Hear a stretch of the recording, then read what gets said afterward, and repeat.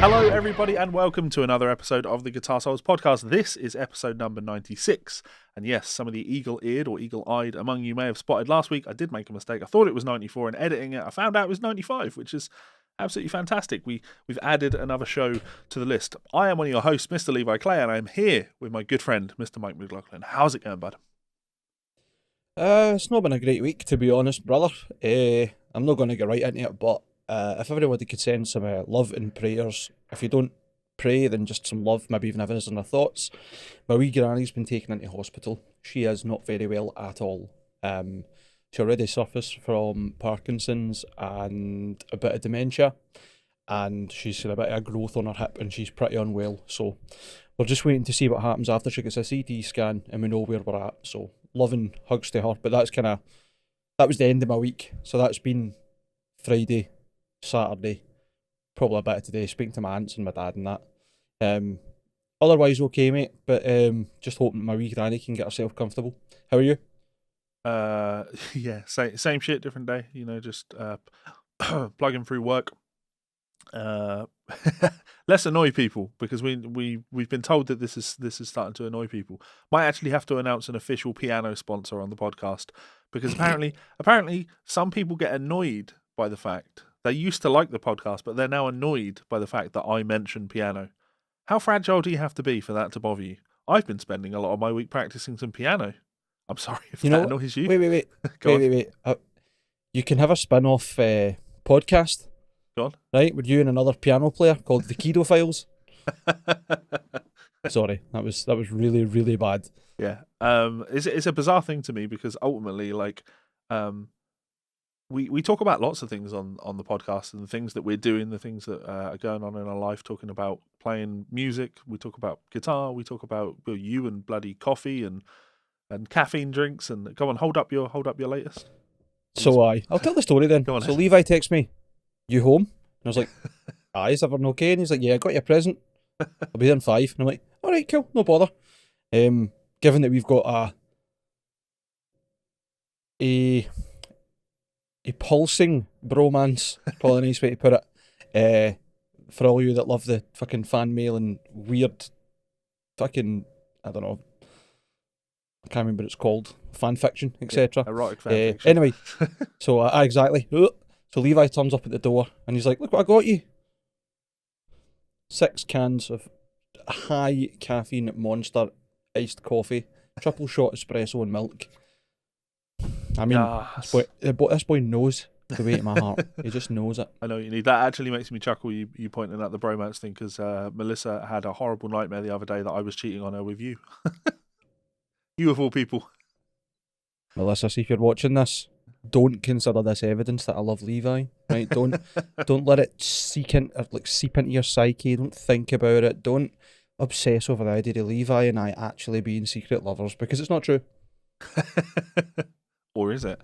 Yeah, so people getting annoyed by me being passionate about piano. Like, this podcast ultimately is going to be about us being passionate about lots of things, and I think anything that keeps you motivated and keeps you pushing forward is good. So yeah, I say playing lots of piano. I've been working more than piano, but you know, such is life. So some things, such as just you. Exactly. Some things never change. Some things stay the same. Some things change, but most things stay the same. Certainly for me. I think people don't really understand this about you, but you seem to live in like a quantum superposition, because at any time you could be at work, in the garage, in the studio, or you could be on the couch playing the PlayStation.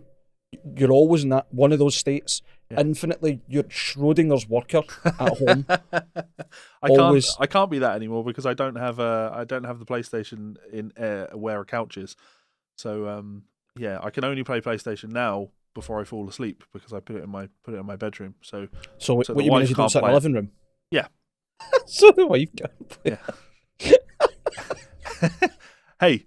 There's one thing I can tell you confidently, right? If we're getting divorced, if she's leaving, that's fine. But she ain't playing my PS5. That's just fair. We ended in good terms. We better keep it that way. Yeah. You better not touch my console. Yeah. So no, you know, same old routine. Lots of work, lots of reading. I've started. Well, I say started. I think by the time this podcast goes up, I will have put it up. People talking about YouTube Shorts. Are you seeing these on YouTube? Short videos on YouTube that YouTube trying to compete with Instagram and TikTok and the like. You can upload YouTube Shorts now. The only thing that's important about them is they have to be filmed in a vertical format. So I'd film on my phone, picture of dog. I'd film on my phone like this. So I'm gonna do some YouTube Shorts and see how they go.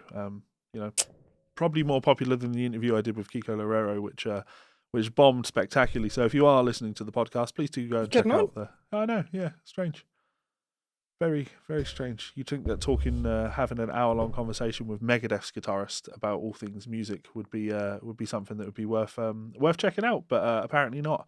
I can think of other things that are worth checking out, though. For example, did you know? This show is brought to you by Ormsby Guitars. If you want to see something beautiful, head on over to Ormsby's Instagram page right now and see what they are all about. Ormsby Guitars have been at the cutting edge of guitar design innovation since Perry started the company way back in 2003. Since then, the brand has gone on to be one of the #1 brands associated with Australia and modern guitar design. Aside from having one of the most ridiculous custom shops in the market today and a dedicated team that can essentially build you anything that your heart desires, more recently the brand has gained critical acclaim for their runs of custom order guitars manufactured in Korea, shipped to Australia and then sent out through their distributor network. These guitars include incredible designs such as the Hype and the Goliath. If you head on over to Ormsby's website right now and check out the pre-order section, you can pre-order a Goliath Run 14 guitar now for under $1,200. That's an incredible price and an amazing amount of guitar for your money. So, as always, a huge thanks to our friends and family over at Ormsby Guitars. Please do go and check them out. Those guys absolutely rock. We are big fans. And we have some, fan mail today where we're going to talk about some, multiscale versus baritone things. And Ormsby are one of the biggest players in the game for the multiscale thing. They make wonderful instruments, and I would recommend you go and check them out. Anything you'd like to add to that, Mike? I think Levi's hit the nail on the head. There's quite a few companies out there that are doing the multi-scale thing these days, and obviously it's going to get popular even more so. It won't be too long before I'd imagine we'll see Fender or Gibson doing some sort of fucking variant. But personal opinion, of the multi-scale guitars I've tried, I find the Ormsby's the best. It's something to do with wherever they decide to have the zero fret or the straight fret, whatever you want to call it. So the fan fits, and I just think it fits nicely. I don't mean that as in they've got the best one, but it suits me best. Sure. Offer always stands. Lockdown dependent. That anyone who is local to Levi or I and wants to play the guitars, I'm more than happy to collect the guitars and bring them to you. Like you have a shop, we'll go for a coffee or a beer, have a chat, whatever. But my personal opinion is, I think, of the guitars that I've played with multiscale, my Ormsby's have knocked everything else out the park. But maybe I'm biased. There's definitely a bias, but that's okay because we announced that bias, unlike some YouTubers. So you behave. I know. We're going to get on. I mean, there's a name and shame. Hurry up, come on. The list would be way too long. We are going to get onto some fan mail now. We've got a few little pieces to read. As always, please do continue sending us your fan mail to GsolesFanMail@gmail.com. It is all very much appreciated. I keep calling it fan mail as though I want you to write us emails telling us how much you love us. We don't care about that. What we're really looking for is things that we can talk about on the show. So anything that you think is interesting, anything that you might spur some discussion, because to be honest, I can't speak for Mike, but I imagine it's probably the case. I certainly enjoy these more so than just talking to you about what's happening in the news. The podcast shouldn't really be about just reading the news. It should be about me and Mike and our where we differ and where we share opinions. So having conversations about things that are useful to you guys rather than talking about what Corey Taylor does or doesn't like this week is, I think, a much better use of our time. So, that fair? Which is good. I totally agree. And if you would like us to fucking shut up, just tell us. Because we know that we are loud, opinionated, pain in the arses. But, I mean, I suppose that's why you're listening. Yeah. You must like it to some degree. Anyway, we'll not dwell on the fact that we think you are clinically insane. We'll move on to the, as you say, fan mail, but actually the interaction, which it's a good point, by the way. I agree with you. It's not about any sort of psychophantic, narcissistic ego padding. We want to talk to people about the stuff that they want to talk about and have a bit of fun with it. It's a good community. We've been really lucky. We've got a lot of engaging people. Yeah. And we'd love to keep it up. I'll add to that. It's worth pointing out, we get a lot of fan mail from the same people, from people that we know in real life. And we know without a shadow of a doubt that these people that we know in real life don't look up to us like we're some sort of heroes. Like we don't. That's not why they're writing in. It's contributing to the show. It's giving us stuff to talk about.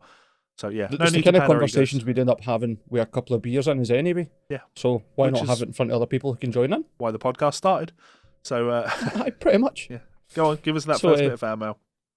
Just before I move on as well, you made a really interesting point talking about it being kind of a good number of the same people. Seems to be a good number of the same people who are tuning in on a Monday at 9 PM when we premiere as well. If you've not came along and watched, come and join us. Levi and I are usually in the chat. One or the other, I'm usually fashionably late or something's happened, or I've made dinner too late. But we get a right good conversation along with the video. And the good thing is, like, if you're not really bothered about listening to the content, the conversations don't always match up with the video as well. There's a lot of organic conversations in there. It's really good. It's good fun. Welcome to join us. 9 PM, Mondays on YouTube, Levi's channel. That's where we premiere each episode. And it's basically Monday Night Geek Guitar Club. Yeah. Is the kind of the name it was we got for the fan mail, wasn't it? Yeah. Monday Night Geek Club. Beautiful, by the way. So that's what we've kind of adapted. And we've been having great fun. So we've been like consistently about 50 people in the chat usually. Yeah, we peaked at 70, 71 last episode. I got a lovely screenshot of it. It's at 69. Nice. Nice. Right, anyway, sorry. I just thought I'd put that out there. If people want to come and join us, that would be fucking great. I would love that. Yeah, it's good fun. Especially considering we're talking about doing a live episode for number 100. So the more people we can get interested and the more content that people tell us they want, the more we can plan it and the better it'll be. Yeah. So, first piece of fan mail is from Alistair. Hope you had a good Christmas and a happy new year. You too, Alistair. Thanks very much. Just wanted to start by saying thank you, Levi, for raging against Rob Chapman. Otherwise, I may never have found your podcast. Doing Lord's work there, you know what I mean? I mean, to be fair, you basically just were the vehicle for everybody on the internet's opinions, but they were yours to start with. Mm. You've had your run-ins, and good run-ins, good reasons. This past year, like everyone's, has been shite to say the least. Had to move back from Canada with my girlfriend and cut her 2-year work visa short, lost lots of savings to get through, moved 5 times, worked 4 different jobs, and to top it off, my car died 3 days before Christmas. But this past year has also taught me a lot and had some gems amongst all the chaos. I got engaged to my girlfriend of 4 years. Congratulations. Congratulations. At the start of June, and we also found out in July that she was pregnant, and we are now expecting a little girl at the end of March. Do you have kids' Guitar Souls merch? We don't, but we'll need to try and sort that out. I'm disappointed. Congratulations. Massive congratulations on that. I'm disappointed that he didn't request names. You know, I tell you what, let's make a deal. He'll have to write in and tell us if he agrees with this. We'll make some Guitar Souls babies merch. We'll even send it to you, and in return for that, we name your child. I think that seems reasonable, don't you? Glenn Fricker Jr. Yeah. Not really a girl's name though, is it? No.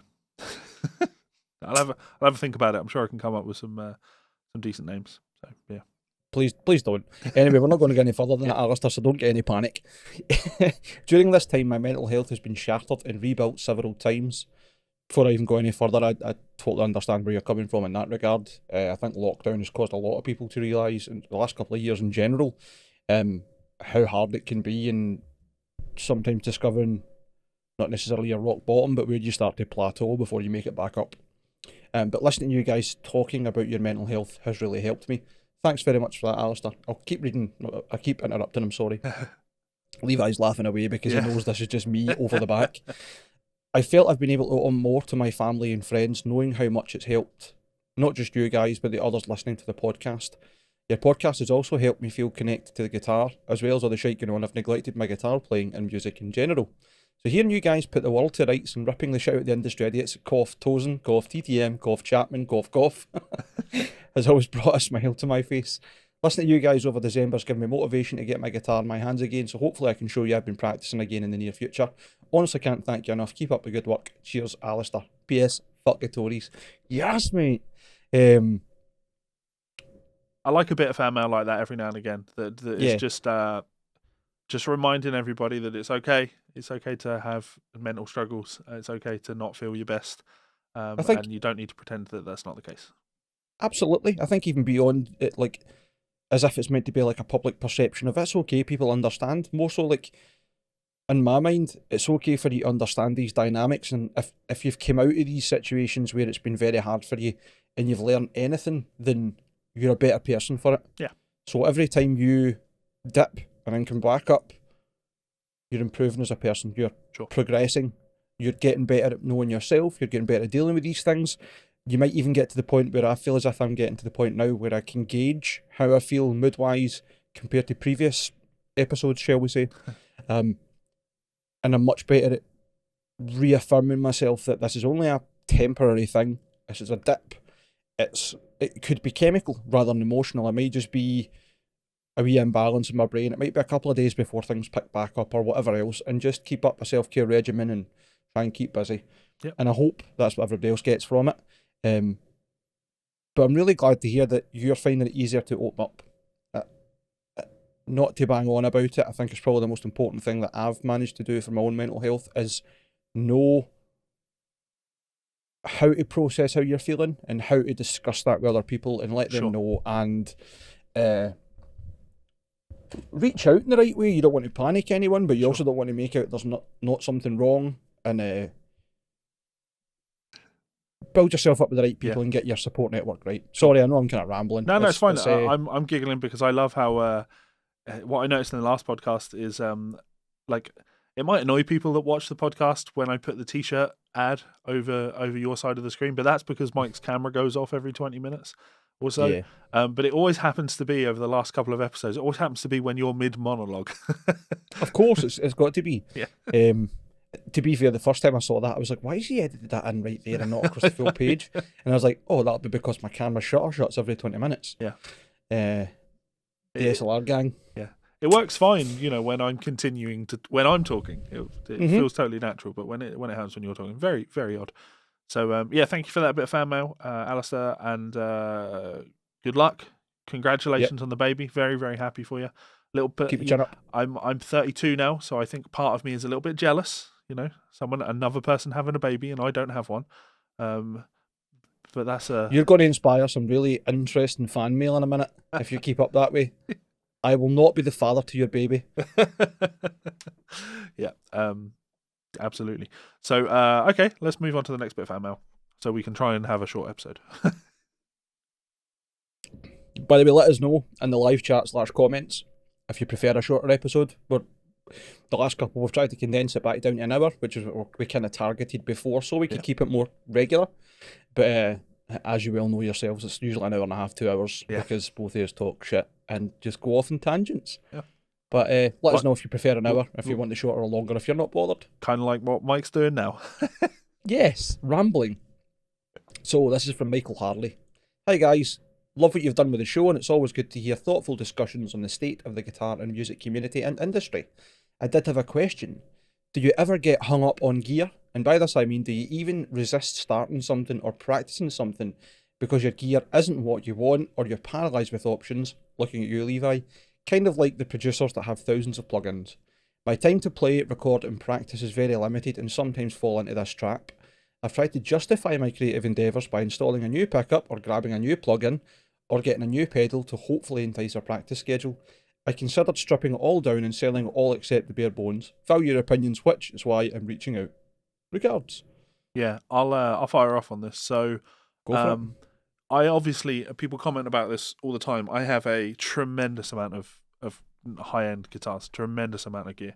I've been very lucky. Pedals too. Yeah, I've been really, really lucky in my career that it's been profitable, and I've built some good relationships with companies. So very rarely am I paying full retail price for anything. I do have a tremendous collection of stuff, but I play my Fender Telecaster, my Mexican Fender Telecaster, more than any of my other guitars by a long shot. And I can firmly attest to that. yeah, and I do that, one, because I like the guitar, and that doesn't mean I don't love the other guitars. I love all of my guitars. If I don't love a guitar, I'll get rid of it. But I do that because, and I've talked about this on my video where I talk about why the Telecaster is the best guitar for me, and it's because the Telecaster is a shit body and a shit neck just bolted together. Every other guitar that has come after it is an improvement upon it in terms of design. They've tried to improve upon it, at least with ergonomics or technical features, electrical features, whatever you like. So when you pick up the Telecaster, you acknowledge that it's not perfect, and I like that because it means that I know that from the get go. So I just play the damn thing. So I find that really a nice musical tool. But I totally have struggled with what you're talking about here. And the thing I found really interesting, I've been thinking about this over the last week. It's very much a guitar player thing, and I don't know how this has happened. Must be musical instrument manufacturers where they're so damn good at marketing to us, convincing us that we need more things, that there's something they can provide is the reason that we're not achieving the things we want. And honestly, I know this sounds ridiculous because I'm sure I'll be buying more guitars soon, but honestly, I think I've started to break that habit. I do want the new Ibanez AZS, sure, but if I don't get one, oh well. I've got a new Mayonnaise showing up at some point. If it didn't show up and they said, sorry, we made a mistake, it's not actually being built here, you can have your money back, I'd be like, okay, sweet, that's fine. I don't need more guitars. I've got all of the things that I need.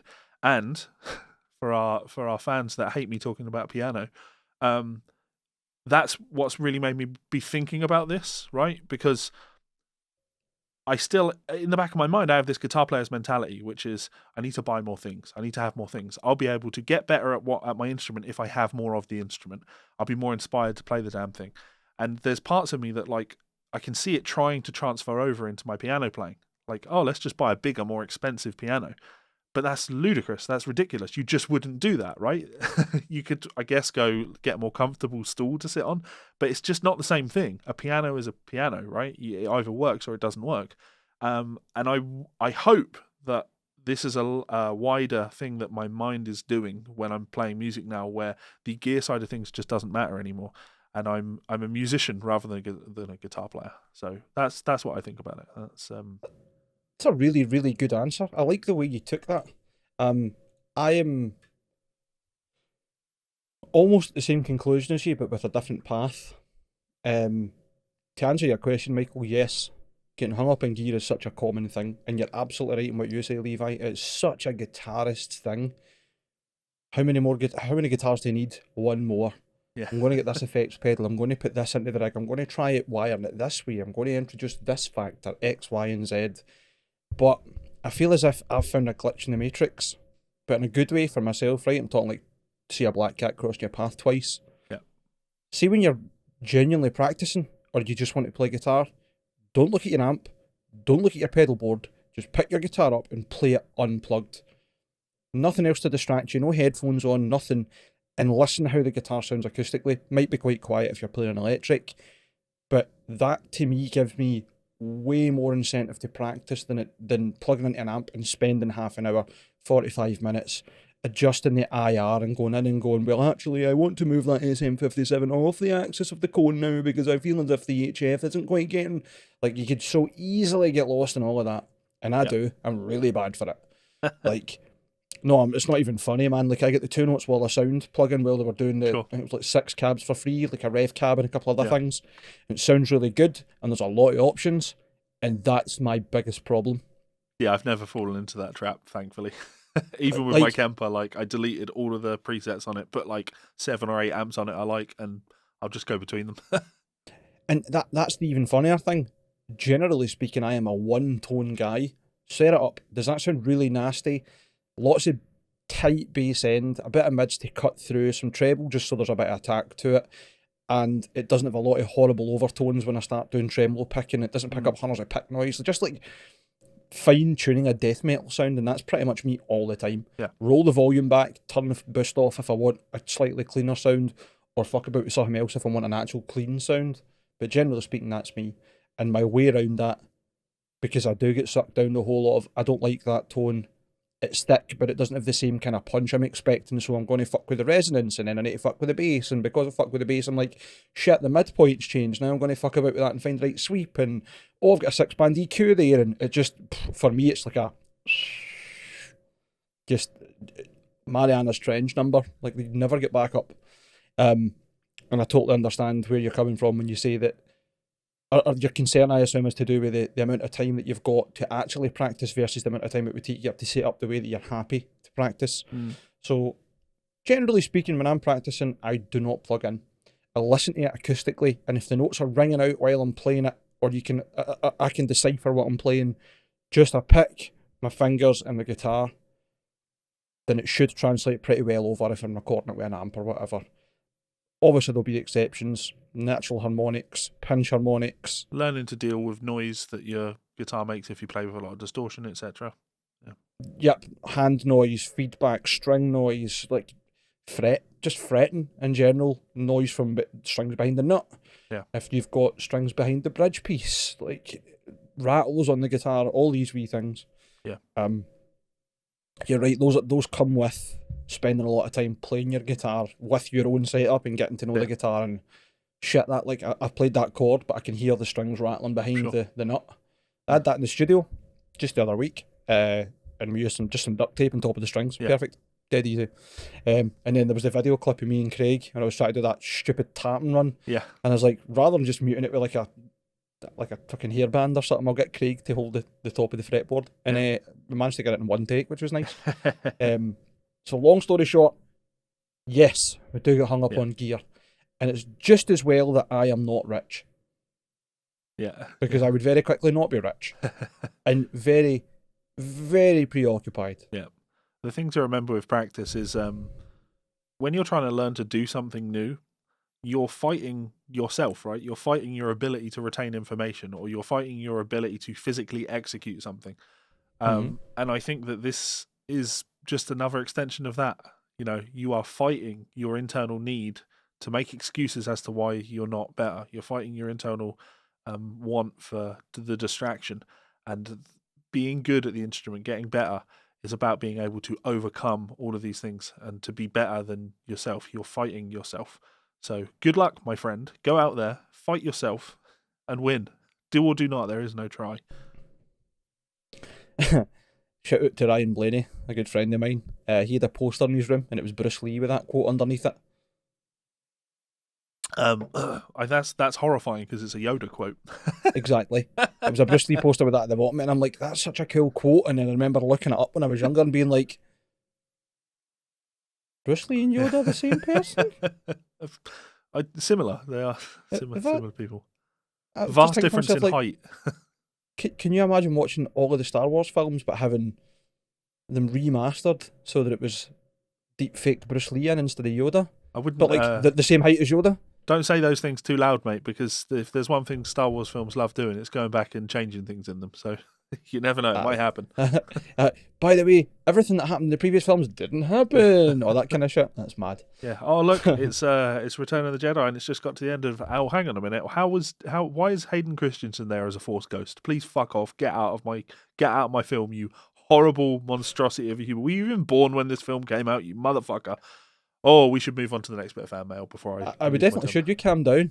Thanks for that, Michael. That was a great question. Hopefully we answered it. If we didn't, hit us back up. We'll go further in depth. Next and final piece we have for today is from Elliot Alderton. Hi, Elliot. Hi, guys. Love the podcast. Been an absolute blessing during the pandemic, where most of the time I'm isolated by myself. Thanks very much, mate, and I'm sorry to hear that. If you don't already, come and join us in the Monday Night Guitar Gear Club if you can, because I just want people to be there and have fun and interact and have a good conversation with people. Like Levi's idea of having this inbox is tremendous. But speaking to people live there and then having discussion points, people bringing up things and asking more questions about what we're talking about on the podcast when it's just Levi and I riffing away, it's fucking great. Love it. Anyway, sorry, I'm getting distracted yet again. My question is, I'm looking at getting a Baritone 6-string guitar for mostly B standard tuning death metal, i.e. Carcass. What's your thoughts on getting a Multiscale, and what are the pros and cons to it? Also, your opinion on getting a Kiesel custom build? Really like their guitars, but their website is terrible. Don't know why they haven't invested in an online guitar builder. Thanks, Elliot Alderton. Thanks for the questions, Elliot. I'm going to fire straight in with your question about the baritone versus a multiscale. Yep. Personally, I would say go for a multiscale. You get the best of both worlds. You don't have ridiculous tension on the treble end, and it's closer intonated. I won't say it's actually better. It's closer intonated. So you have the tension at the low end, the standard tension at the high end, and you can still go down to B. All my guitars, all my 6 strings are in B standard. My 7 strings, obviously, in E standard with a low B. And I find that there's, once you get the gauges perfect for what suits you, tension's perfect on there.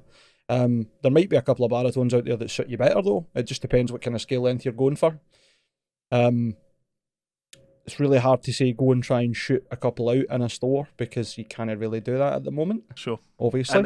And even then, you're trying to go and shoot out a couple in a store, good luck finding a store that has a selection of multiscales and a baritone. You're lucky if a shop has one baritone guitar. Aye, you'd be like, I don't think any of the major retailers in the UK, or certainly any of the stores, like Anderton's or Guitar, I don't think they have Jericho guitars in, and I think they're probably the most popular baritones for metal at the moment, unless you're going out and buying a Squire 6. Yeah. Which are rare as fucking hen's teeth these days. Like, gone for silly money, and I blame Loathe for that, in a good way.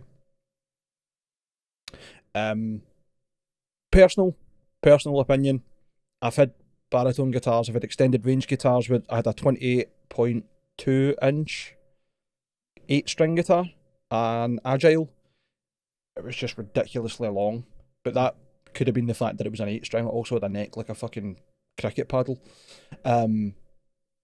Just purely because it's 8 fucking strings, so you can't really get away for that. Personally, I love the 6 strings.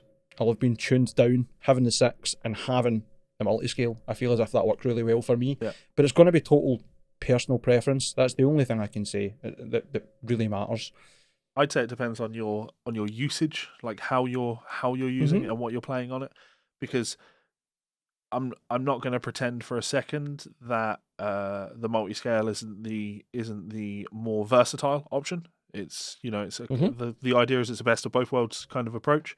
Of course. He didn't even entertain the idea of playing on a standard scale guitar and then just tuning that down to B. You used to do that with the ESP, right? In Partycan. My ESP and my Ibanez's. Yeah. And the same as the multiscale, I'd imagine it'll be the same as having a baritone. It's just a case of getting the gauges of strings that suit you best. Yeah. Sorry, not to interrupt. But even when you change the gauges of string, you can have the same level of tension on your old ESPs versus the same level of tension on your Ormsby's, and the overall tone ends up sounding different because the scale length will impact the tonal response of that string. I think it's even simpler than that. The gauge of the string makes a difference. Yeah. Like at one point I had a 62 gauge string on a standard scale, and I had it also on one of the Ormsby's. So that was, the ESP was 25.5 scale. Yeah. The Ormsby's came in at 27.5 on the bass end. So 2 inches of difference. But the difference that makes in tone for me is outstanding, like outrageous. Like, it's easy to get lost in having a muddy tone if you've got too thick a string. And I think that was my problem when I was originally tuning down. I went too heavy thinking that tension was the king. Sure. Balance of tension and not having a ridiculously overly vibrating, overtone giving string. Yeah. Sorry, I keep going off in tangent. That's fine. The first time I played a baritone, properly really sat down and played one, I immediately thought to myself, if I ever need to record 7-string guitar parts, I'm going to get a baritone guitar and just record it on the baritone, because it compared to the 7 strings that I had been playing at that point, it just had a tighter sound to it. So when I think of baritones versus multiscales, I would always recommend the multiscale because of the way I play. I need to be bending strings, right? That's a huge part of what I play. But if that's not a big part of your style, here we're going to mention John Brown of Monuments, right? Brown, all right, his minors, he has 2 signature versions of it. You can always get the standard scale and the baritone, but John would never play the standard scale one. John's always only playing the baritone one, and that makes sense for what he's playing, right? He's not bending strings and doing things like that. So that having the lower tension on the higher strings isn't really of benefit to him. Instead, he can have that ridiculously tight sound on those top strings. And yeah, that totally works for him. So I think that's the key thing here. You know, what works for you in terms of how you need to play. If you're going to be playing shit tons of lead guitar stuff, multiscale is definitely the way to go. If you are literally just a rhythm machine, there's no real reason to need that light attention on the top. So you might consider the baritone option. But saying that, it depends how where you're getting your baritone from, I would say as well. Because multiscales are becoming so popular, the costs on them are going down so significantly. You might find that buying a multiscale is probably cheaper as well now. It's definitely getting that way, you're right. Everybody seems to be getting into the multi-scale game, even just to have a model or two, whether that's the low end or the high end, which can only be a good thing for anybody that wants to get into extended range stuff. Yeah. You might not get the best instrument, you might not get the best build quality, but you'll certainly get a feel for what it's like to have a multi-scale versus buying like a 7 or 8 string that's a 24.75 inch scale, and it doesn't intonate, and you can't get that low F sharp to come out, and you just think to yourself, what's the point? Like, you don't want to be uninspired by your equipment. I think everything considered, you gave a really good answer. I'd like to think I gave a good answer. The question was, if we look back at it, it's mostly for being used for death metal, i.e. Carcass. Now, Bill Steer just used a Les Paul most of the time for Carcass stuff in B, and there is a lot of lead work, and it's versatile. You've got some of Michael Amott's leads, which are kind of trebly, leading into almost Brian May style tone with a wah involved, and then you've got Bill Steer's tone that's just like a big thick Les Paul saturated fucking beast.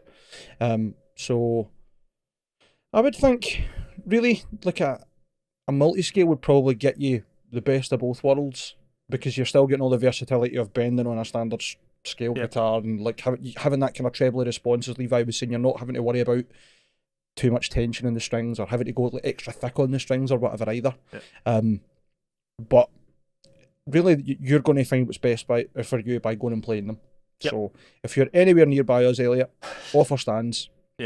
Once lockdown fucks off, get your shot in with the guitars. Let's throw a third word in here, and we won't discuss it. I'll just throw the word out there before we talk about Kiesel. So you're missing one other option, Elliot, which of course is the Evertune. So Kiesel, what do you think of the Kiesel website? Me personally, I haven't really gave it any exploration. Is it bad? I fucking hate the Kiesel website. Right, I'm just doing it now. Hold on. While we're talking, I'll give you a live review. It hasn't really changed much in the entire time that I've known that website, and I've known that website since long before they were called Kiesel. I tell you my genuine, sincere first reaction? Go for it. edroman.com. Yeah. Yeah. It's exactly the same as that. It's vibe. Tiny text, lots of nice photos, and so much to read. Yeah. So much to read. Now, I don't know if they've updated it since last week, was when we talked about the new Andy James signature, but can you find Andy James's new signature guitar on there? Can you see it anywhere? Let's go through guitars. It's not a custom shop guitar, it's not a bass. Guitars in stock, ready to ship. Let's have a look there. Solid body guitars, electric basses, left-hand guitars. Get notified when new guitars are added. Okay, I guess we'll try solid body acoustic electric 7, 6, 7, 8, 12s. Okay. Oh, there's an Aries in stock. There's another Aries in stock. There's another Aries in stock. So you can stop there. Aye, I know Jeff Kiesel isn't listening to this podcast, but he should be. Somebody from Kiesel should be listening to this podcast. What Mike did there was not him being facetious. I asked him to try and find something. He had no idea how to find that thing, and his result there was looking in the totally wrong places to find it, right?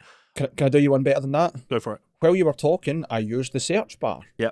The search bar took me to a internally embedded version of Google. Yep. Why would you have a search on your website that doesn't search a website? Yep. I don't mean that in any stupidity, but you need to have the search your content, not the internet outside it. Yeah. Also, more importantly, like, go on Ibanez's website and look at their ability to search for things. It's a totally different way of doing things, right? Or Ormsby's website. I don't even think Ormsby's website has a search bar, because if you feel that you need a search thing that pulls from Google on your website, surely that should tell you that your website is bloated. You know, surely that should tell you there's way too much stuff on here. We need to simplify it. I don't know as much because I don't see a problem with having an internal search function. I think that's helpful. But if that search function is the only way to navigate the site, I think that's a problem. That's different. The only way I could find that guitar last week to talk about the Andy one was to use the search function on the website. And you would think that it's a new product, it's just been announced, so it'll be front and center on the homepage, so I could get the information. So totally agree. Terrible website, and it really, really, really would benefit from a guitar builder, like having a proper guitar builder. Do you remember Kiesel? No. Do you remember Kiesel? Kiesekae? No. Oh my god, it was the best online guitar builder. Like, the best. It was like flash animated, I believe. Right. And it had every shape you could imagine. If you use the Ormsby guitar builder, I have, on their site, imagine that, but not just Ormsby shapes, like every guitar you can imagine, and then all the parts for stuff that like top hat, cream top hat, fucking, what do you call them, knobs for like a classic Les Paul, and like they're aged correct, fucking pickups around or switch around, and like just hundreds and hundreds of parts and hundreds of options. That was guitars incredible. Have a very good online builder. They do people just like as well because they don't have very good guitars. Good guitars, I don't know, actually. I've never played one. I'm going to be totally honest and just say, in the interest of sounding biased and being shitty, I've never had my hands on one. I've never even seen one in the wild. But their builder is both incredibly impressive and horrifying at the same time, because the things that have come from that site. I think having a good builder on your website, as if you're offering custom options, is just essential. Like, I'll do a little bitch about mine as here. Like, for anyone that knows what my new guitar is, the new guitar that's coming is, I'm actually a little bit annoyed about this today. Anyone that knows what I've got coming, I posted some pictures of it on Instagram a year ago when I ordered it, and you'll all have noticed that the pictures I posted between the two fretboard options were both 7-string guitars. And you're thinking, Levi, you don't really play 7-string. Well, I had to design it as a 7-string on the website because the options that I wanted on it weren't available on the 6-string option. In terms of, I can't remember whether it was tops or colors or whatever it was. For some reason, it would only allow me to do it for the 7-string. So to visualize it, I had to design via a 7-string. And I ordered a Duvel because although the Aquila would definitely have been more in line with what I wanted, I don't like the way their Aquilas look. Their new Super Strat guitar, more Strat actually. I don't like the scratch plate on them, and I don't like the way the headstock looks. Literally on their Instagram yesterday they posted a picture of an Aquila, which is almost exactly what I would have ordered if I'd been aware that they would have done those options, that they could do those things for me. So definitely not best pleased about that. Definitely not best pleased about that. And that's all just come down. Well, I asked a lot of things, and there were things that my guy said we can't do that, and we can do this. I'm at the bottom up. Yeah, but the point is, if you're offering custom guitars, you should have a system in place that can do every single custom thing that you offer. Surely it should be a fucking priority. So, all right, I feel Miner's effort could be better there, but it's still serviceable. Kiesel doesn't have it, which is just absolutely ludicrous. But let's use that as a springboard to talk about this isn't really a new section on the show, right? No. But we'd like it to be. So we are going to take a leaf out of Top Gear's book and start doing a ranking, if you like, a leaderboard of the worst guitars that we can find for sale on the internet. And we are going to open the show today with two guitars, one Kiesel and one TTM, because of course TTM. We would love it if, after watching, we don't even need to look at the TTM. We just register that the TTM's there. We'll always sit in the top tier of the worst guitars. Yeah, and that's as much conversation as we need to have on it at this moment. Yes, we would love it if you guys could send in fan mail to GsolesFanMail@gmail.com with links to guitars that you have found for purchase that are absolute disasters. So let's start the show. Let's start this by talking about. It's been floating around on the internet. I can't believe this guitar sold, actually, which is the incredible thing. So someone had up for sale a Kiesel Vader V6 with a DIY scalloped neck. I've DIY scalloped a neck before when I was like 18 years old, and it looked significantly better than this. I mean, yeah, I think any effort would look better than this, and I'm not trying to shit on Andre of Andre's Gear Garage, other than listing this as in very good condition, because it quite clearly is not. I don't know if you've got pictures of this up on the screen, but I'm going to talk about it like you will have, right? Sure. Now, if we focus on how the scallops have been done, and you can kind of gauge, imagine it like a time scale, right? Start at the nut. The first fret, that's been rounded out and smooth, as close as possible to not affect the nut and not to get on that fret. So there's still a wee chunk of wood in there, right? Second fret's the same, kind of even shape. Third one, didn't want to hit that fret marker, so obviously was a wee bit careful. Fourth one went for it fucking deep, but also left a big chunk next to the third fret. And then for there on, it looks like somebody's just put a drill bit into the fretboard to make like a, here's how far into the fretwood I'm going to go, and then I'll round it out and then just get bored with the rest of the frets. Like, some of them are criminal. There is a picture, I can't list which one it is, but if you scroll along them, Mike, you'll see it's the one where you can see almost the entire side of the fretboard. The second last resting. Yeah. On a chair. That is fret number 6. Fret number 6 on that. So the top fret that you can see. That is an absolute. That looks exactly like what you talked about there, having like a drill bit with a sander on it that he's just gone at it with. What an absolute monstrosity! What a monster. 10 for effort and none for execution. Sorry, is this 10 for effort? Is that much? Well, you know what? He didn't do 2 or 3 and go, that was enough, I'm quite tired. This person's went, no, fuck it, I'm going to get as many of the frets as I can done, and then I'll worry about making it right. But then the mad thing is he's stopped at the 17th fret. And I can tell you why. Yeah, I think anybody. Look where the access is for a drill. Yeah.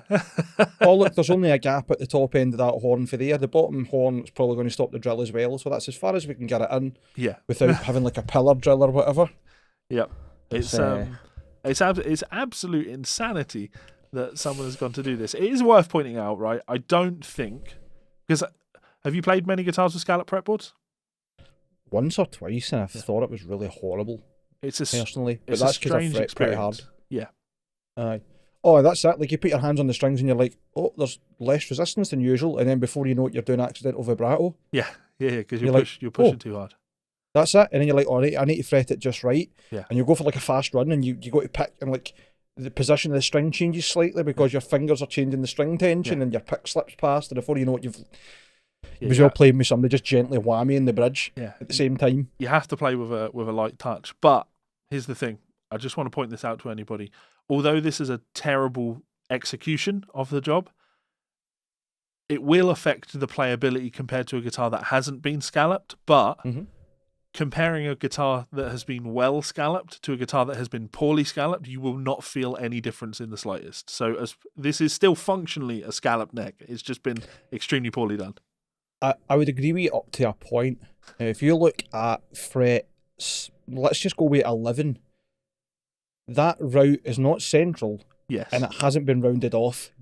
That will not feel the same as like an Yngwie Malmsteen Strat neck. You will be touching wood and somehow floating on the string at the same time. But I'm just being honest. Like, the problem here is it's not that it's been done badly, it's been half done. Yes. If it was done badly, but there was enough clearance for the strings just to touch the frets and nothing else, it wouldn't matter a fuck. Yeah. But I assume in this position that you would genuinely feel the fretboard where you shouldn't. If this is meant to act as a scalloped fretboard. It's fascinating to me because I think, when I scalloped a neck when I was a teenager, it was an old BC Rich neck. It was just the neck, and I did it because I could. Like, why not? Like, I'm not losing much here. Consider it a test run if you like, if I had then decided to do it on a more expensive guitar. But this is the test run. Somebody has just done this to a Kiesel Vader 6. Like, that's a bold move. You have significantly devalued. In his mind, this wasn't how it was going to turn out, No. And for anyone interested, it was selling for $926. That's Canadian dollars, which translates to 926. You're going for American dollars or pounds? Let me guess. I'm going to US dollars. US dollars? Let's see, $700. $734. So fucking good guess. Not bad at all. $734 for this, which not the worst price. Not the worst price for what it is. 200 plates of poutine. Yeah. 500 Tim Hortons dollars. This is the way you measure things. Just In Canada, aye. Yeah. Oh, okay. Yeah, that makes sense. 800 pleasantry vouchers. Oh, yes, thank you very much.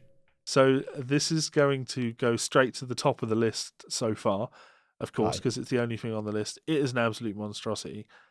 Speaking of monstrosity, I sent you a link to another monstrosity. You did, yeah. And again, we don't really need to talk much about it.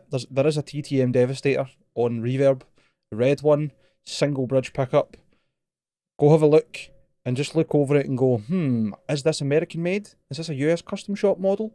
It must be, because on the headstock it says USA custom built. I wonder how one of them got into Alibaba then. I wonder if it gets confused. It's just outrageous. I'm telling you right now, you go to AliExpress, right? Click off the 7 billion, and I mean 7 billion pop-ups that appear as soon as you go on the fucking site. And you write in TTM, and generally speaking, maybe not AliExpress, but Wish.com, etc., have got these guitars. Yeah.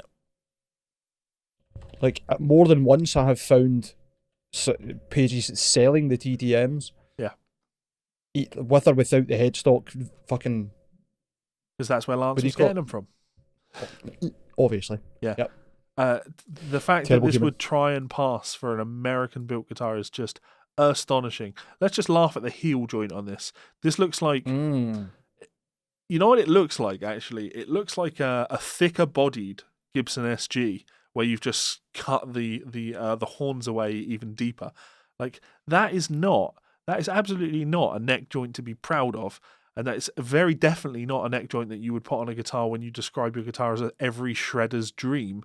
Like, this is your granddad's guitar that has then been tweaked to try and be a modern guitar. Like, that is astonishingly bad. Outrageously bad. Yeah, it's... I think the thing about that is it's not even... There's not much you can say about it other than that serves a purpose, and that purpose literally just is for the guitar and neck to go together, the body and the neck to be connected, and that's it.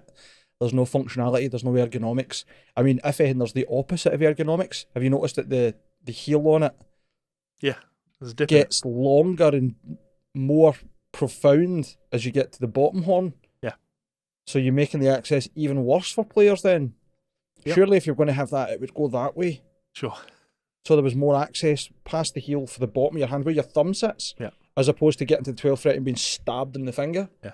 And the other thing, there's nothing inherently wrong with, I was going to say with this design, there absolutely is. Yes, there is. You see guitars that remind you of this, but when they do this, they don't have glued-in necks. They're neck-through designs. You know, the neck wouldn't be a problem. Were it a good design? Yeah. The problem is this is a badly designed and badly produced. Yeah, you need more wood around where the neck is glued in for that design to work. So if you want the guitar to look like this, I mean, I'm sure just looking at this, you could imagine if that was a neck through, you could then suddenly, adjust that heel joint so it was actually smooth as fuck. It would be perfectly acceptable. But they cost too much to be manufactured in China and then shipped over to America, where you can try and sell them as USA custom built.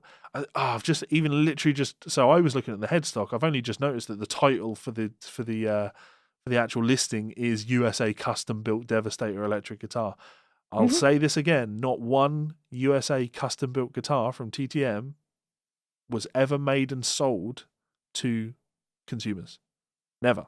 Didn't happen. Don't even need to go that far. Look at the guitar. The first thing that gives away, in my mind, most of the time, granted this is something that people can change themselves, but the first thing that gives away the actual quality of a guitar in my mind is the hardware. Yeah. It doesn't have to be branded hardware. Yeah. But what does it look like? And Floyd Roses are the easiest things, floating trems even, the easiest things to spot for cheap shit. Yeah. Because they either won't have Floyd Rose or Ping or Goto or any actual good named brand stamped into that right next to the low string. Yeah. On one of just above the knife edges. Yeah. And they'll look like tinfoil. Yeah. Like, you can tell that's cheap shit die-cast metal that's been sprayed black. Yeah. You can see it for the pictures, and the pictures aren't good quality. Yeah, even next thing to look at is the pickups and the pickup rings and mounts. They sometimes look fucking nasty, and then the nut and the tuners. Yeah, like those machine heads and that locking nut are both horrific. Yeah, and it was documented by people that were working for TTM when they were trying to do their US stuff, that while they were having bodies made in the US, the hardware that was going on them was 13-year-old coming out of plastic bags that had been sat in Lance's garage for 13 years, cheap Chinese imports. And they were still just trying to call them USA guitars. No. That's the same American stock that they put on these guitars that didn't come from America. Yeah, and this was selling for, and the listing has ended, and the difference, I guess, between this and the Kiesel Vader is the Kiesel Vader, it says listing sold, whereas this TTM, it says listing ended. So this didn't sell, but it was listed for 489 Canadian dollars, which Mike will tell you is...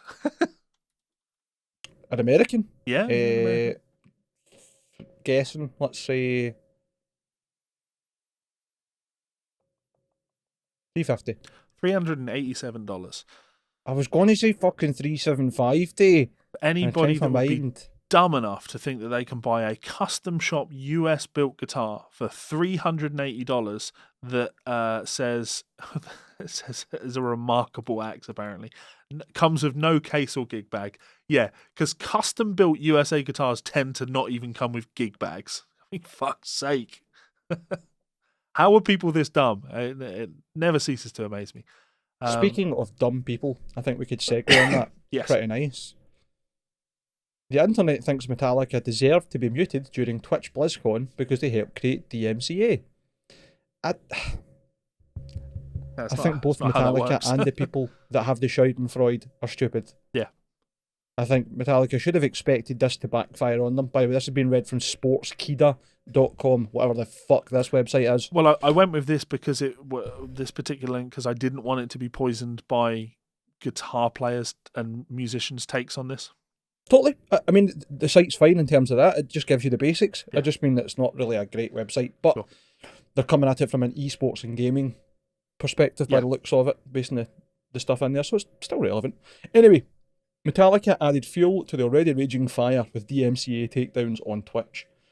The band's performance at BlizzCon was broadcast without any hindrances on Blizzard's Twitch channel, but the entire performance was muted on Twitch's gaming channel. Watching Twitch mute the audio, several streamers followed suit, fearing DMCA strikes. A few on the internet trolled Twitch for such an incident, but others believe Metallica deserved it because of their role in creating the DMCA monster. Now, I do laugh a wee bit at the Schadenfreude there, but this just points out the problem that everybody's going to have if Metallica can't get round it, in my mind. But I think that's the twist on this. I think there's so many people chiming in that don't actually understand what's happened or what Metallica did with Napster and what that would have to do with DMCAs. The two aren't even slightly related to one another.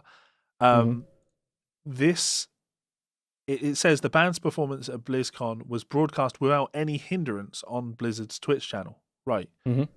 So it was broadcast as intended. It was broadcast as intended. On one channel. Which is where Metallica were broadcasting it. Which is fair. Yeah. So like it's like us right now.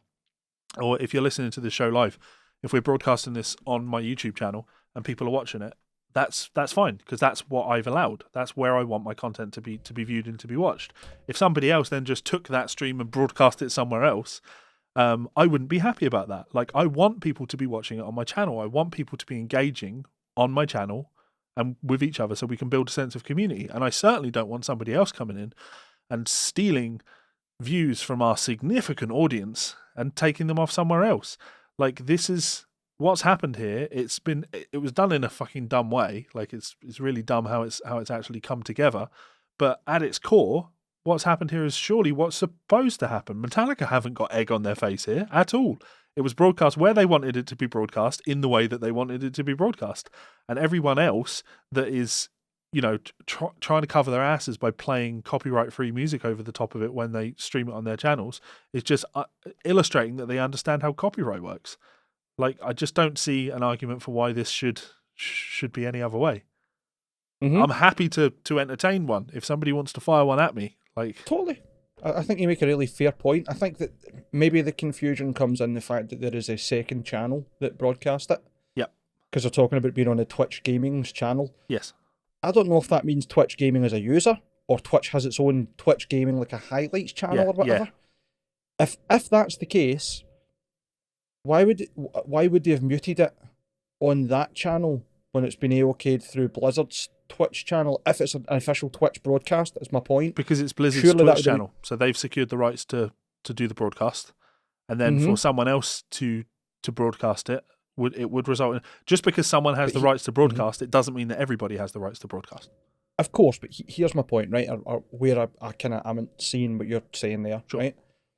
So Blizzard have told Twitch and got the rights, etc., to play this content, right? So Blizzard are trying to entertain people through Twitch. They've obviously let Twitch know this is going to happen. They've worked in partnership to plan it all out so far, but then Twitch themselves start broadcasting it on another channel, I'm assuming to piggyback off that and get more interaction. Sure. But then that has to be muted. I get that, like, if it were like a person's channel, a random person starting a Twitch channel and then trying to stream it, that should get DMCA'd for definite. But I would have thought that Blizzard and Twitch would have had some sort of commonality in why it's being broadcast and how it would be allowed. But it wouldn't. You get what I mean? I do. I understand where you're coming from, but also at the same time, it wouldn't be either Blizzard or Twitch's decision to make. You know, Blizzard can absolutely say to Twitch, you know, feel free to broadcast our stream on the Twitch gaming channel as well, so we can drive up interaction. But they can't ever say, feel free to broadcast this music that we don't own. Of course, I don't mean it like that. I mean at the point of processing the rights to play the music, making sure that the royalties and whatever money's going to the right people and whatever else, that it's all properly copyrighted. Yeah. I would have thought Twitch themselves would have some form of authorization set up to avoid them falling into the pit trap of potentially them getting DMCA strikes launched against them, or. But that's the most interesting thing about this, and why. Like, I don't use Twitch. I don't use Twitch for reasons like this. For lots of reasons, but for reasons like this. I do use YouTube because YouTube has a system in place whereby if you broadcast music that you don't own, they have payment schemes set up for copyright owners so that owner will still be able to claim the money. Twitch doesn't have anything like that in place, and they refuse to implement anything like that. And this is what happens when that's the case. If you were broadcasting this on your YouTube channel, it wouldn't have been an issue. You wouldn't have gotten a well, there's a potential that you would have got a takedown, but I would imagine for a big broadcast like this, the system would have been in place for Metallica to get their money. Yeah, like the audio's being claimed by whatever rights company, and then they're getting the payments. Or I think sometimes you can split the revenue as well, depending on what's going on. Not that Metallica's going to do that, but. So not Metallica directly, but probably their management. But yeah, I get what you're saying. Let's just blast through a couple of these tweets so we can get the hot takes that people have given us. Reminder that Metallica was the band that started the whole MP3 lawsuit parade back in the early 2000s. I consider this karma. Sorry, Pietro Gagliardi. I'm not even going to try and pronounce. It's irrelevant because you have a fucking an anime thing as your. You have your waifu as your avatar on Twitter, so you behave yourself. Your opinion doesn't matter. What do you mean you consider this karma? Like, Metallica aren't upset by this. Metallica will be more than okay with this, so this isn't karma in the slightest. You're right about them kind of helping to kick off the MP3 lawsuit parade back in the early 2000s, and rightfully so. I'm always going to take that position, and rightfully so. Look at where we are now with how much money is being made by artists on Spotify. The only thing Metallica stopped helped to do was to slow that down. Piracy never went away. If you're an advocate for piracy, Metallica didn't stop that. Metallica absolutely never stopped that. You could still pirate just as I did, just as you did.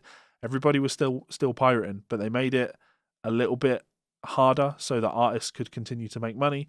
And then iTunes became really popular and artists were making good money on that. And then eventually, when we devalued music enough, Spotify took over the game. And now we're in this strange position where artists are getting next to no money and still giving their music away for free. Again, anyone with hot takes like this has never worked in the music industry, doesn't understand how the business works, and would never, if it would be amazing how quickly people like this's opinions would change if they needed to feed their family with their art. Fair? No?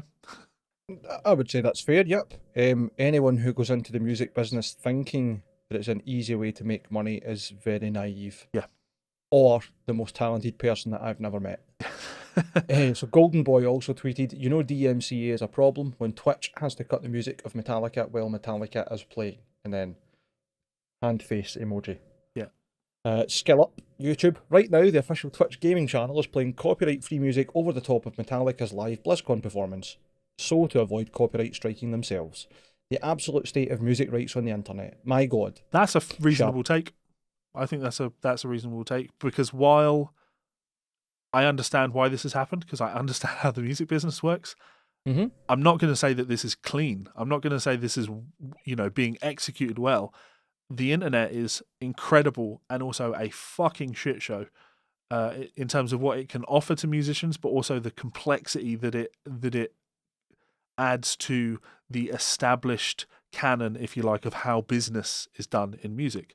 It's easy to police how I don't think people consider this, right? Prior to the recording industry existing, the rights for music, the thing that people cared about was printed music, right? That's what music publishers were. They published printed music, so other people could then take copies of your music and play it.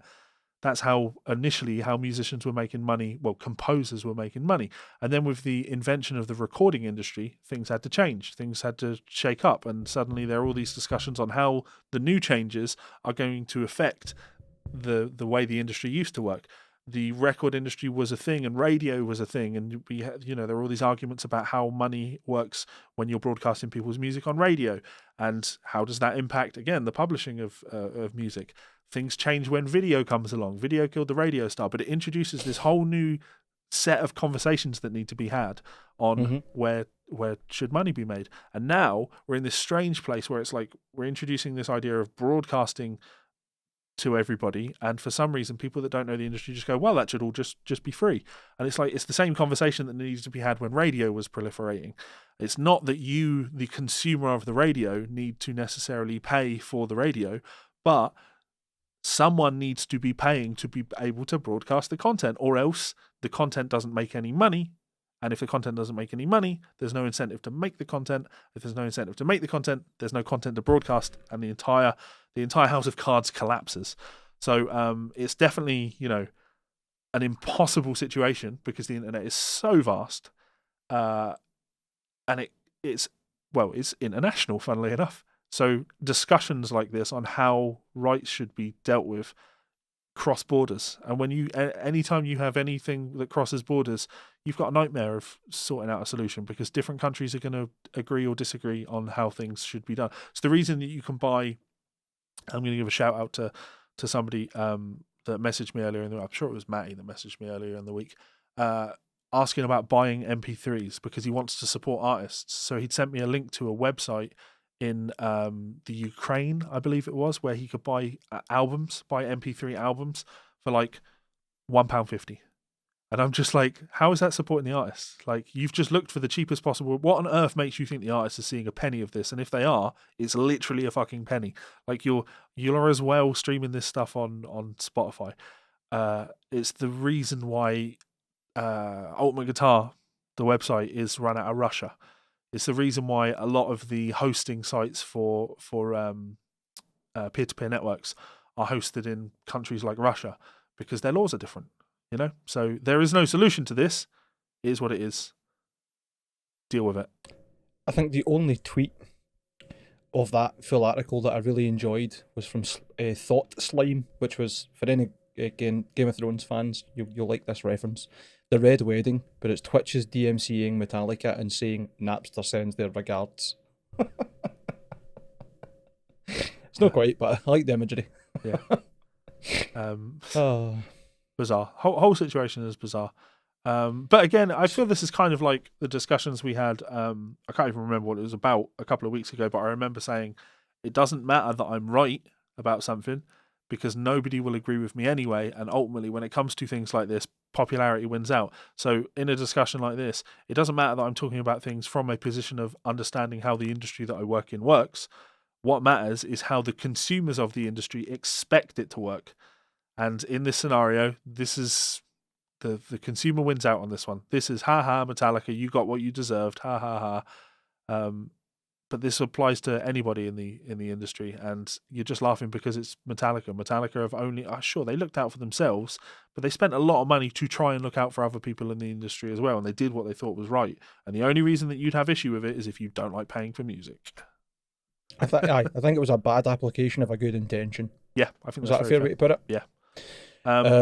Let's not quite the same story. Main story.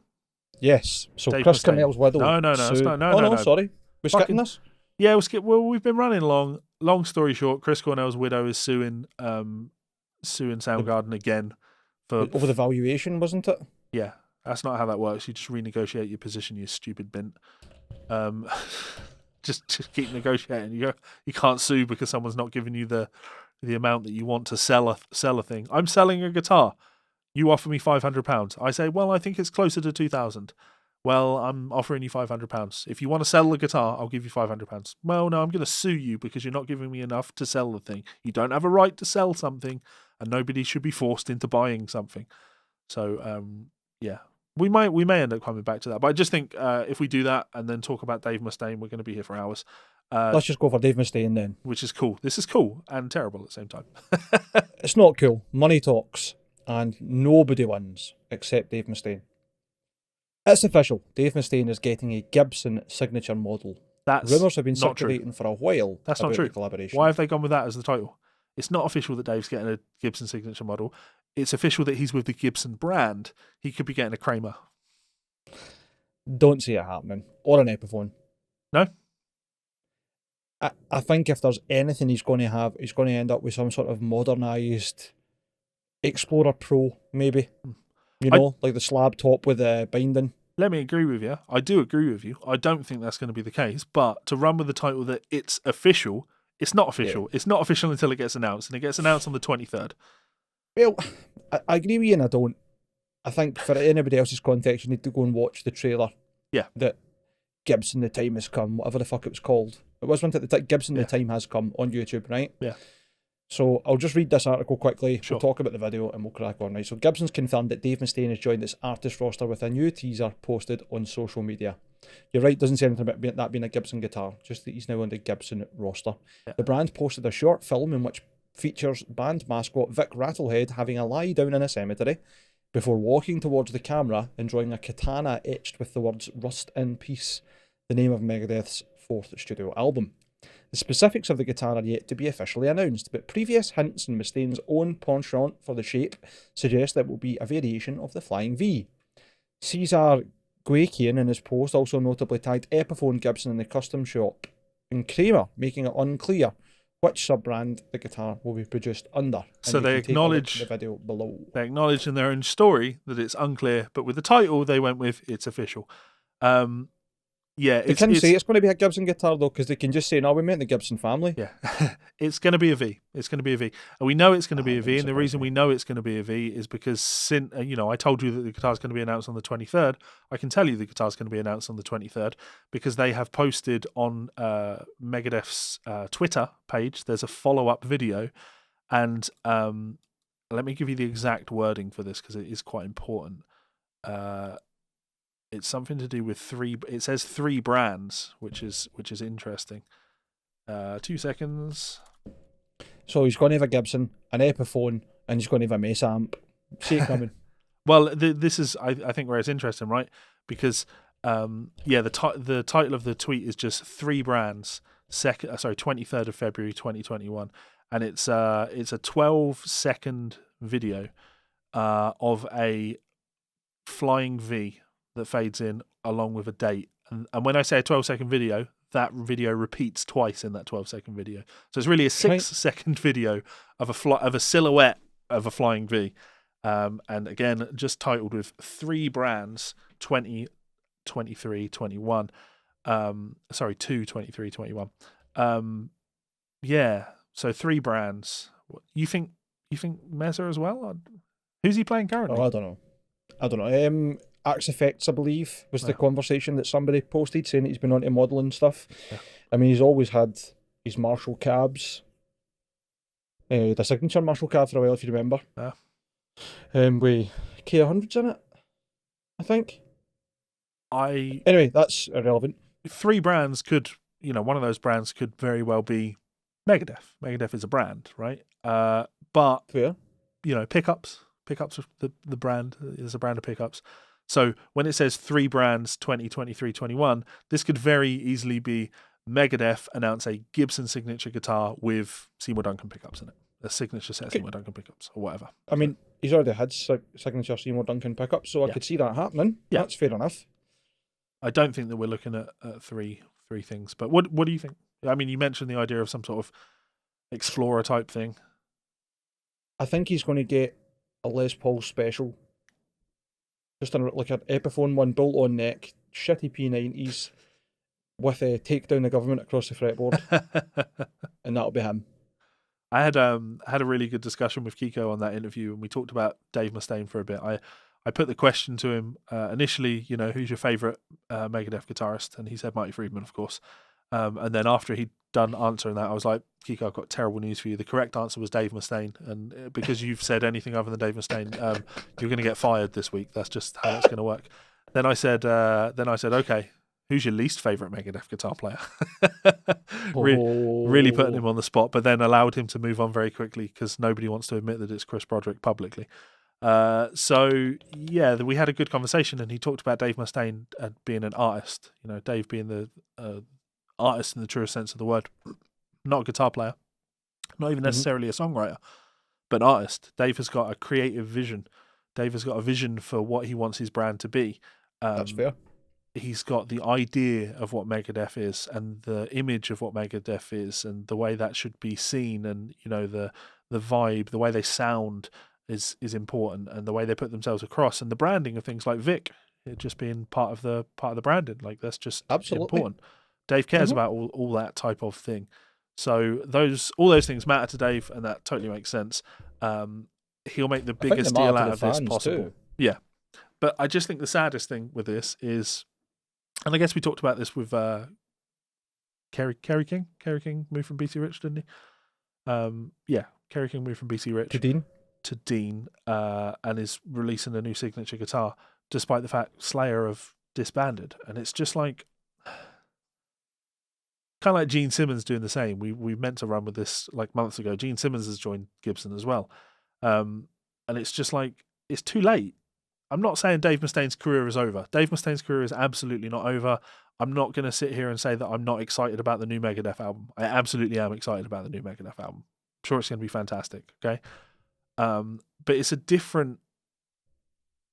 If you could have any Dave Mustaine guitar, I just can't see it being, I can't wait to check out this guitar that Dave Mustaine released in 2021.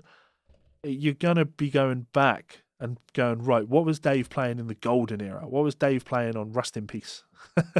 What was Dave playing on Peace Sells? I think these are the things that people want.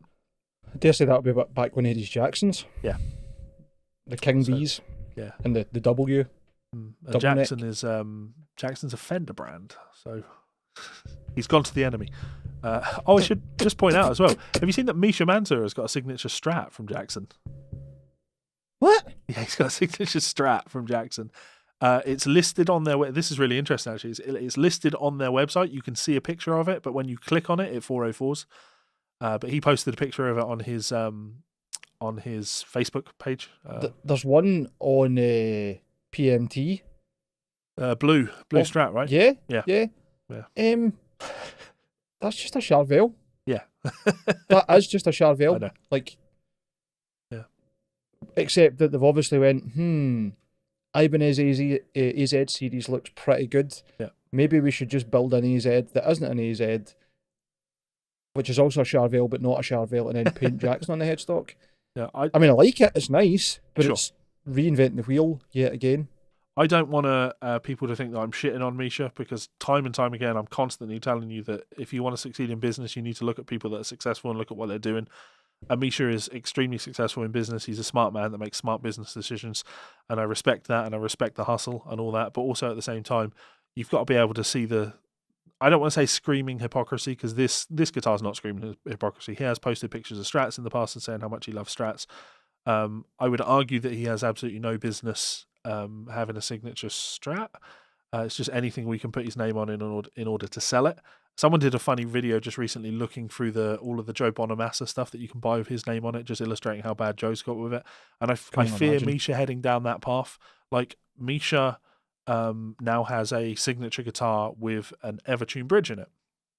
Because, of course, it's popular. The Evertune is becoming more and more popular. So you've got to jump on that bandwagon. Now, I know in the past that camp have all said that the Evertune is garbage. But now he's got to have one with a signature model. Now, there are pictures of him using Evertunes live, and I think he's probably come round to Evertunes and thinks that they're quite cool now. But certainly back in the day, he had a Mayonnaise with the Evertune and the True Temperament frets, and he clearly didn't love it, because he didn't put it on all of his guitars from then on. And it's also worth pointing out that he's got this signature guitar with an Evertune in it, and yet he's also just been sent a Jackson 8-string multiscale. And it's like, well, which is it? What do you love? All of them. Yeah, what do you love? You just love everything. Just money. You love money. As long as you can keep buying more sports cars, you're happy. I think, while we've got a point, we should also be careful not to paint ourselves into a corner of it should be one guitar that you love and that's the only tool you need. Because you know as well as I do, that's not true. Yes. Every guitar serves a different function or purpose in your arsenal. If you are versatile, and credit where credit's due, Periphery do a lot of styles, so maybe he wanted a Strat for certain parts, but at the same time, I recognise the hypocrisy. I think what gets me most is that the cost of his new signature Strat, the SoCal 2-point trem, caramelised maple neck, Daphne blue. I'm sorry, I'm just trying to work out what the MN and 2PT worked out, but I think I got it. Right? Compare that to the custom shop Strat that he's got from them on his Twitter. Yeah. Oh, sorry, this one's for 2017, actually. There you go. But it's essentially the same guitar. Yep. But the custom shop version's got a nicer bridge, a really heavily flamed neck, relic a bit. Just, they're different. I think the direct comparison's unfair, considering I've just realised that there's a good 4 years difference. Sure. You know what I mean? But I know what you're getting at, but I wouldn't criticise an artist for that either, because you've got to play into the business side of things. Here's the guitar that I like to play. If you want to order this is going to cost you $5,000. It would be very unwise of us to release that as a model, because then my fans won't be able to afford to buy it, so we need to make a more affordable version. I would say that I think it's very poor taste when an artist has a signature model that they never play. I think that if you have a cheap signature model, you should absolutely be playing it. Maybe not for your entire set, but you should be pulling that motherfucker out for a song, because you're putting your name on it. You're endorsing it as a product. You're saying, this is a great piece of kit. I love this piece of kit. It has my name on it. Use it. Show people that it's a good piece of kit, rather than like, oh, this kind of looks like the one that you guys can buy. But obviously this one's, I wouldn't play the shitty one that you peasants buy. I don't like that as a mentality. I know what you mean. That was kind of where I was going with the pointing out the differences in the guitars. Yeah. But given that they're 4 years apart, almost in those two posts, I think that maybe be a bit of a stretch on my part. But get what you're saying. Yeah. Like, if you're going to sell a product of yours that you're claiming is the best and fits your views you need and is perfect, at least sell it for a couple of months. Don't just keep going, here's a new one, 3 days later I've got this one too, and then this one on top of that. Like, come on, man. I don't know. I should probably check. I'm not sure how many Jacksons he has.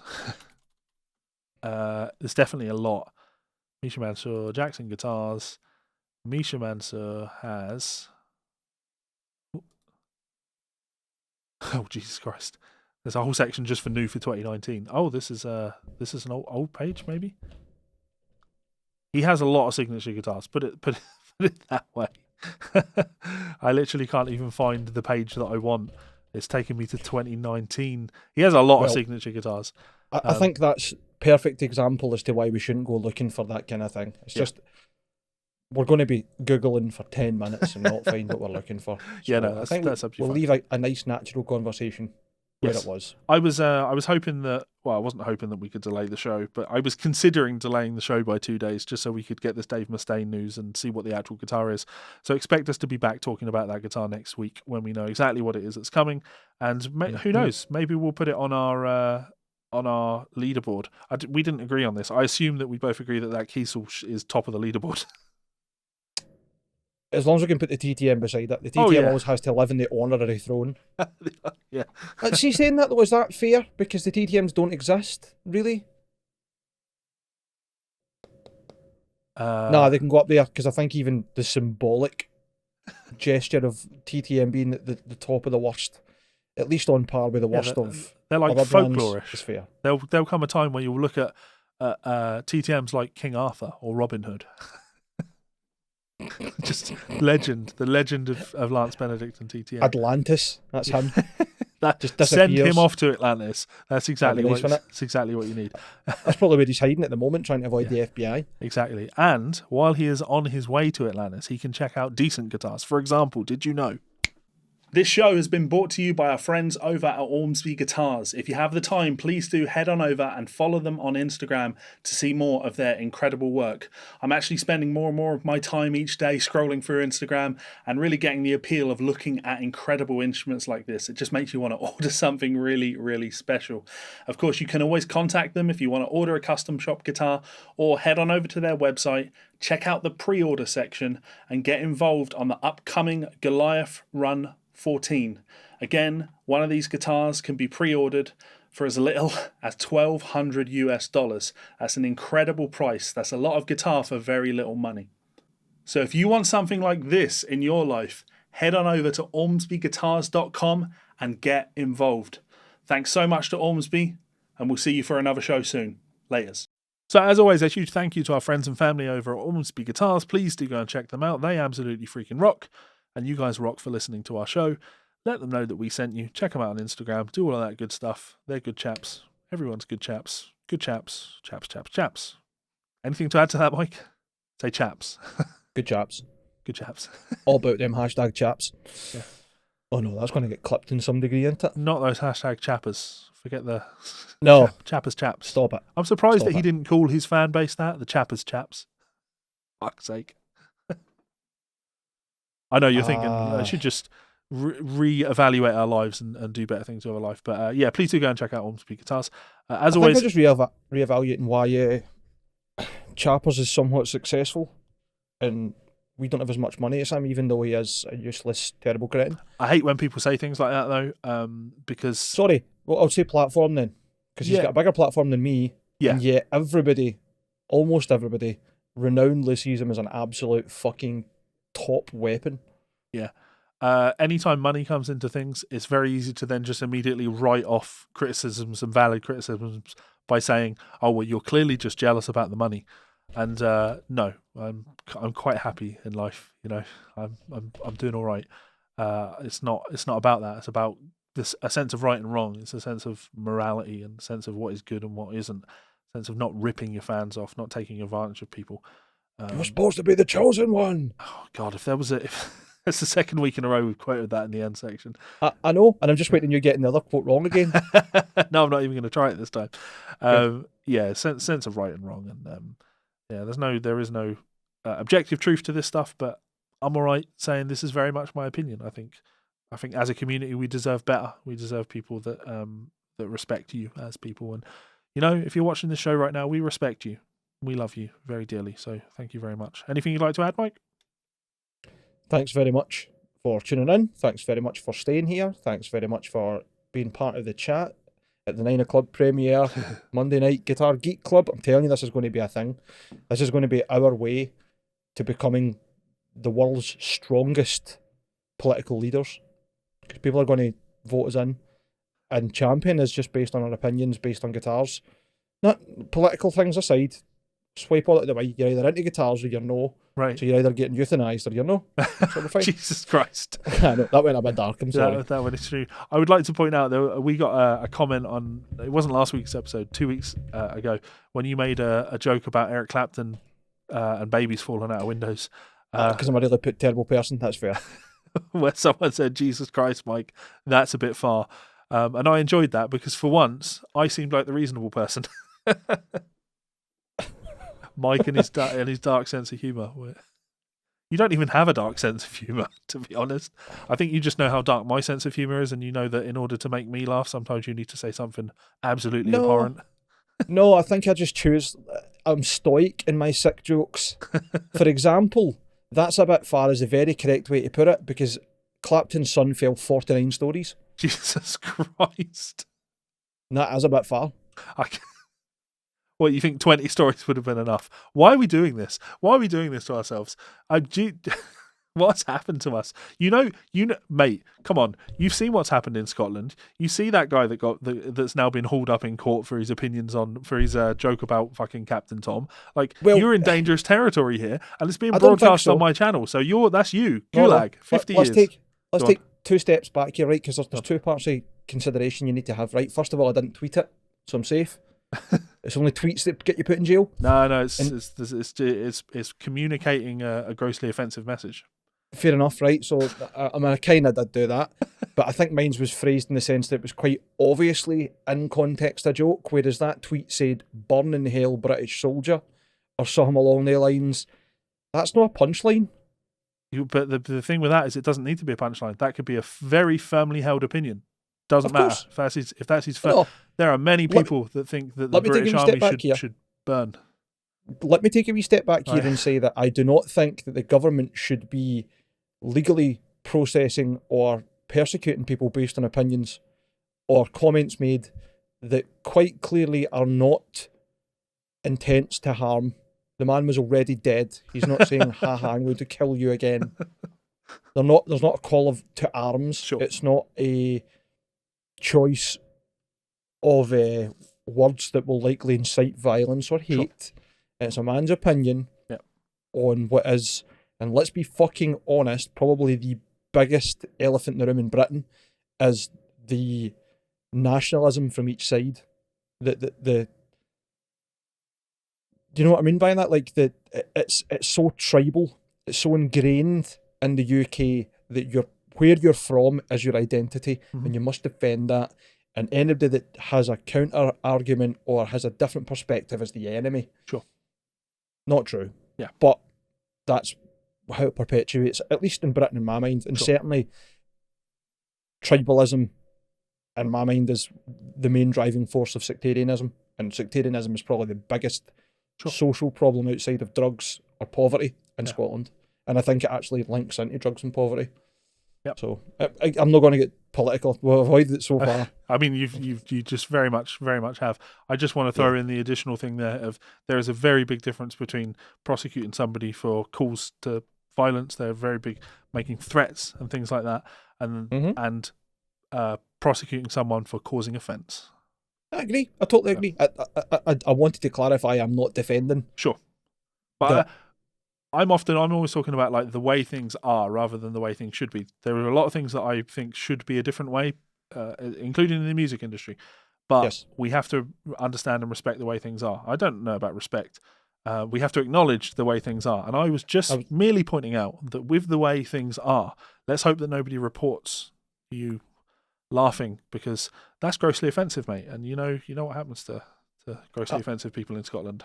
I didn't laugh. It wasn't I was laughing at being grossly offensive. It's that I said something horrendously inappropriate, and that's fair enough. I might even end up being in fucking jail. I could see it happening, man. How else could my couple of years get worse? He says, jinxing himself, staring right into the eyes of the future as it burns through his soul. Yeah. Or something like that. So I like, share, subscribe. Go and like Ormsby Guitars on Instagram and Facebook. Have a wee look on the website. Tell your fans, your friends, your family. And come and join us. What? And your enemies. And your enemies. Yeah. Get yourself onto teespring.com, link below in the description. Come and get some t-shirts if you want to support us. Yeah. If you don't feel like buying anything but you still want to support us, private message me. I'll send you my bank details. You'll be welcome to send me £1 million. More than welcome. What you need, mate, is a paypal.me link. I've got one, paypal.me/kidney fiddler. There you go. And that's one that's going to probably get me in trouble because it's very, very close to something that people misunderstand hearing. Yeah. That was kidney fiddler. KIDNEYFIDDLER. And the reason it's that is because that was a song title of my old band, and I thought it was the wittiest, funniest, most horrible comment I've ever read. One of them anyway. Mike, until next time. Report me to the police if you want.